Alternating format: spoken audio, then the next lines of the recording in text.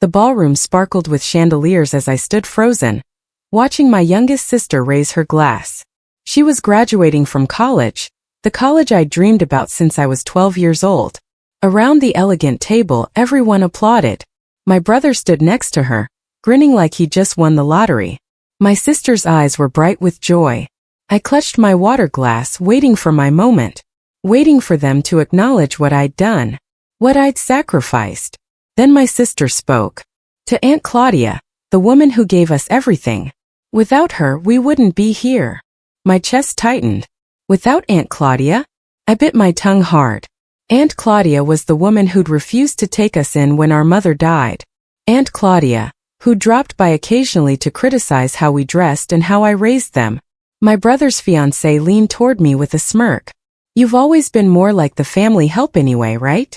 The table erupted in laughter. Everyone laughed except me. I stood up slowly, my legs shaking. Nobody noticed as I walked toward the exit. Nobody noticed as the applause faded behind me.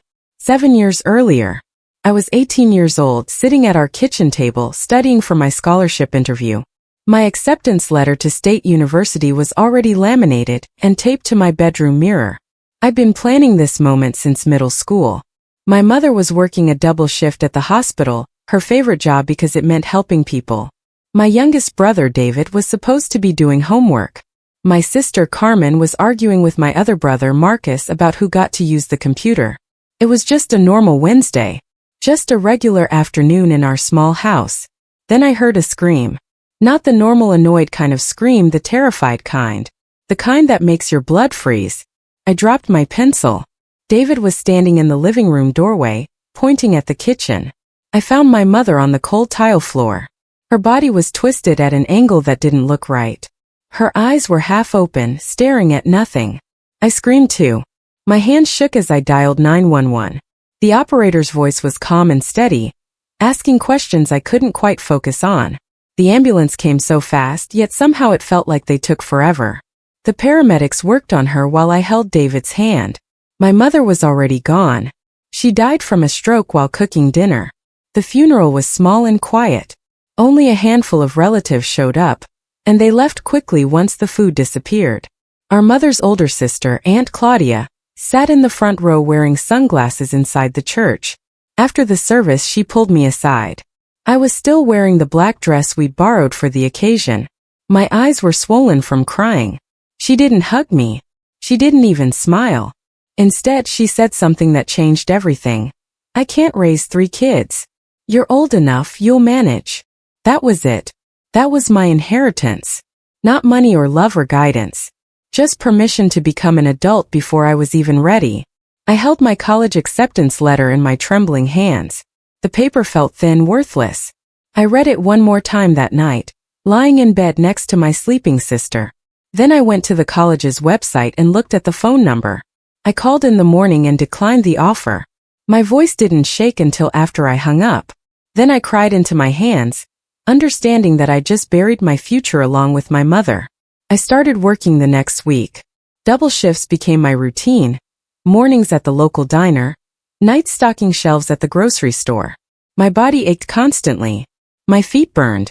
My hands developed calluses from scrubbing dishes and lifting boxes. But the money kept coming. Money for rent. Money for food. Money for the electric bill that came every month like clockwork. My siblings were confused about why I wasn't going to college. I told them I'd deferred. I lied to protect them. I didn't want them to feel guilty. I didn't want them to know that their lives depended on me giving up mine. They would complain sometimes that I wasn't home enough. Marcus would say, "Why can't you take one night off?" Carmen would ask why I was always tired. I'd smile and make their favorite dinner on my one day off. I promised them something I wasn't sure I could keep. You will both go to college. Even if I can't. I whispered it to myself on the drive to work, repeating it like a prayer, like a spell that could make it true. Our first Christmas without Mom was the hardest. I had exactly $73 left after paying rent and buying groceries. I spent $40 of it on dollar store decorations and cheap lights. The rest went toward ingredients for spaghetti dinner. I made a sauce from scratch because it was cheaper than buying it ready-made. I twisted the plastic lights around our old fake tree, though some of them didn't work. When Carmen saw the flickering lights, she started crying. She was only 11. I pulled her close and told her, "It's just like in the movies, isn't it? The old-fashioned kind." I made her laugh by making shadows with my hands on the wall. We ate spaghetti by candlelight that night. I told stories about Christmas memories from when our mother was alive.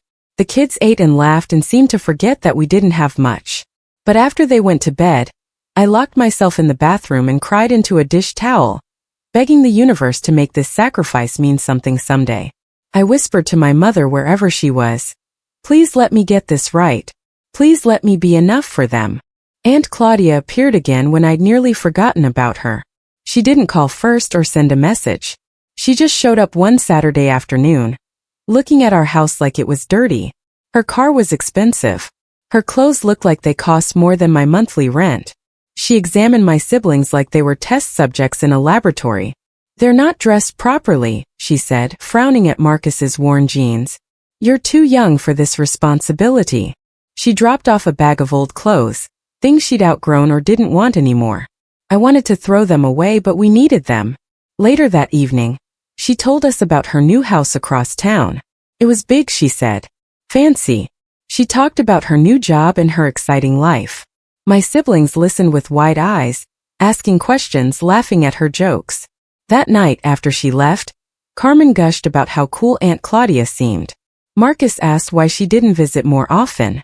I just nodded and smiled, cleaning their plates in silence, feeling something bitter settle in my chest. David got sick in the middle of winter. Not just a small cold, a real illness that wouldn't go away. The doctor said he needed antibiotics and other medication. I didn't have the money. My paycheck wasn't enough. So I borrowed from my boss, telling him I'd pay him back slowly. He gave me a knowing look, like he understood exactly what was happening to me. That next paycheck, I had to choose between paying him back and paying the electricity bill. I chose the electricity bill. My boss never mentioned the money again. My friends from high school texted me pictures from their dorm rooms. They were studying art, business, and science. They were going to parties and joining clubs and having experiences I could only imagine. I read their messages and felt a strange mix of emotions. Happiness for them, sadness for myself, and a hollow kind of envy. I stopped texting back after a while. It was easier than pretending my life was fine when clearly it wasn't. I deleted the messages and told myself that my turn would come later. But later it seemed like a word that meant never.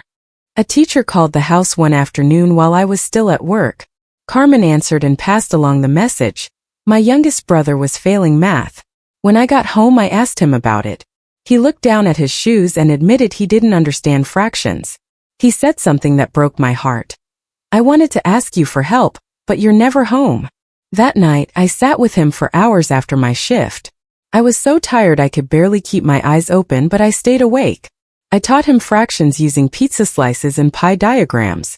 I explained how to add and subtract and multiply numbers that represented parts of a whole.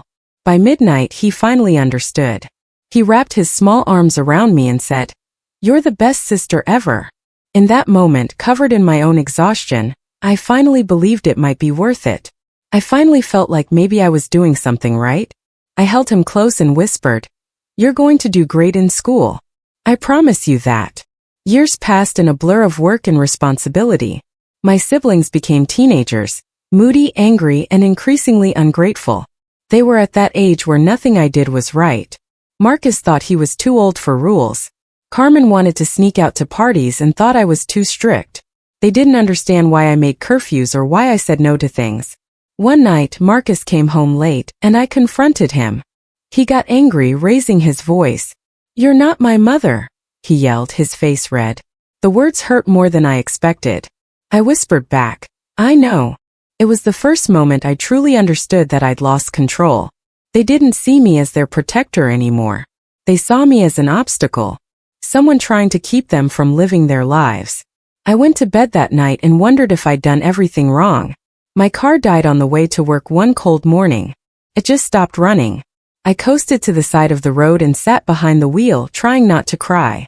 I didn't have money to fix it. I definitely didn't have money to buy a new one. I called my boss and told him what happened. He said it was okay, he could give me more shifts and maybe someone could give me rides. I sat in that car in the parking lot and let myself fall apart. I cried because I was so tired. I cried because nothing ever got easier. I cried because I was watching my siblings grow up without me really being there. Exhaustion became my normal state. I got up, worked, came home, made dinner, helped with homework, went to bed, and did it all again. My body started giving up before my spirit did. I lost weight. I got sick more often. I had headaches that wouldn't go away. But I kept going because the alternative was worse. The alternative was my siblings not having what they needed. My siblings graduated from high school, and I felt so proud I thought my chest might burst.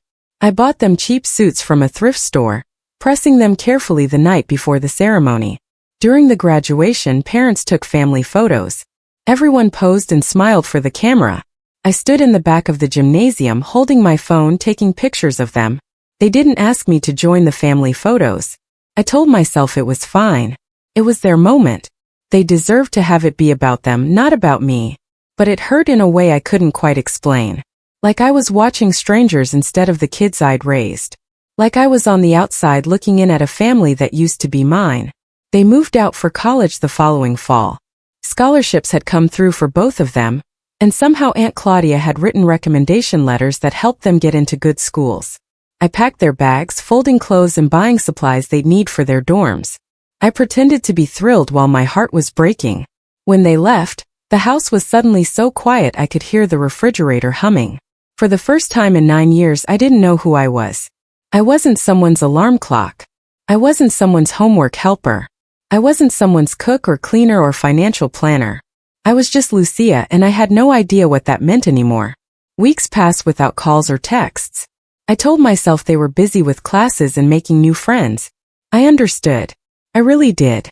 But understanding didn't make it hurt less. I checked their social media constantly.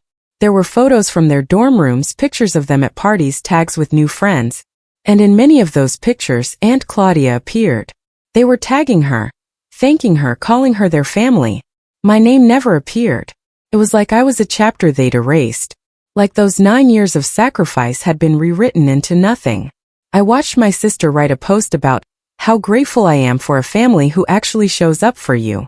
I knew who she meant. I knew she was talking about Aunt Claudia, not me. I didn't comment on the post. I just liked it quietly and tried not to think about all the times I'd shown up for her. One day at work I fainted. Just collapsed right there in the middle of my shift. The manager called an ambulance, and I woke up in a hospital bed feeling embarrassed and scared. The doctor ran tests and came back with news I didn't want to hear. "You're malnourished," he said. "Your stress levels are through the roof. You need to take better care of yourself." He suggested therapy.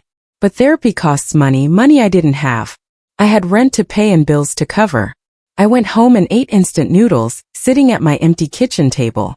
I stared at the walls and asked in silence, "You gave everything. What do you have left?" The answer was frightening. I wasn't sure anymore. While cleaning out the basement, I found a dusty box containing my mother's old recipe book.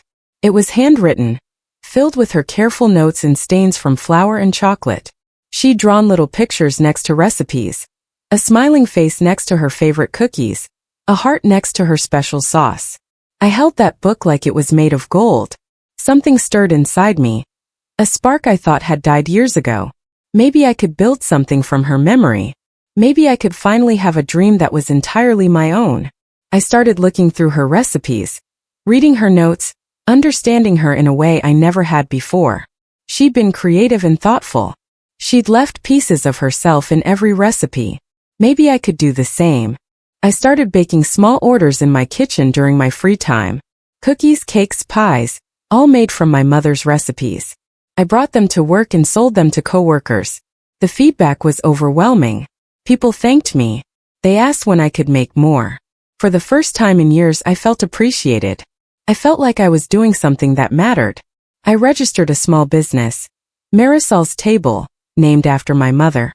The registration fee was $20, and it felt like the most important purchase I'd ever made. My heart felt lighter than it had in a long time. When I baked, I wasn't tired.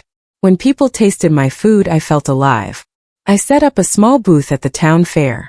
I baked for 3 days straight, preparing everything I could make. When Aunt Claudia walked by my booth, she looked surprised. Then she smiled that fake sweet smile. "Oh, you're still doing that little hobby," she said like it was amusing. I just smiled back and kept working. Later that same day, a local cafe owner stopped by. She tried a slice of my mother's apple pie and her eyes widened. She ordered 50 pies for her cafe. My little hobby had just turned into something real. Something that could change my life. My phone rang one day. It was Marcus. "Hey, can we crash at your place for a while?" he asked. "Aunt Claudia's downsizing her house, and we kind of need somewhere to stay." I said yes. I always said yes. Within a week, they showed up with boxes and attitudes. The house I'd kept safe for them all those years felt different now. They arrived like they owned it, complaining about the furniture and the decor. They noticed the business awards hanging on my shelf, and they went quiet for the first time since arriving. I saw them looking at the certificates, reading my name. I watched something shift in their expressions, recognition maybe or guilt. I overheard them talking late one night. They didn't know I was awake. Carmen was saying, "She's doing really well now. We should get her to invest in our startup." Marcus added, "Yeah, if she invests, we could actually make this work." My stomach sank. They didn't want to reconnect with me. They didn't want to repair what we'd broken. They wanted money. They wanted me to save them again. I decided right then. No more saving anyone. I was done being the backup plan. I was done being useful only when they needed something. The next day Marcus asked me officially, "We have this business idea," he started, "and we really think you could invest. Just a little money to get us started." I looked at both of them, my siblings who'd forgotten about me while I was raising them. I smiled the same way I used to when they were kids.